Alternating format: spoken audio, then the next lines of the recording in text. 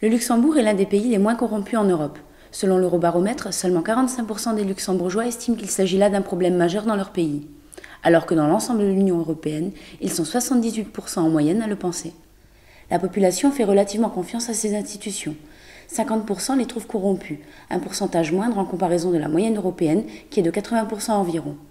Pour 60% des Luxembourgeois, leurs politiciens seraient particulièrement intègres. Par contre, ils sont bien plus critiques à l'égard des policiers. 43% les jugent corrompus contre seulement 39% en moyenne dans l'UE. À grand renfort de banderoles revendicatives, des militants de l'initiative Votum Climat, qui regroupe tant ONG luxembourgeoises, ont manifesté hier devant le ministère d'État. À la grande surprise des manifestants, le Premier ministre Jean-Claude Juncker est venu à leur rencontre. Si Votum Climat attendait que l'Union européenne s'engage à baisser de 40% ses émissions de gaz à effet de serre d'ici à 2020, le Premier ministre préfère ne tabler que sur une baisse de 30% à l'issue des négociations à Copenhague. Barack Obama a reçu aujourd'hui à Oslo son prix Nobel de la paix. Un choix qui fait de nombreux sceptiques. Il faut dire qu'il y a à peine 9 jours, le président américain avait décidé d'intensifier l'effort de guerre en Afghanistan. Obama s'en est donc justifié dans un discours en se plaçant en tant que commandant en chef d'une nation engagée dans 2 guerres.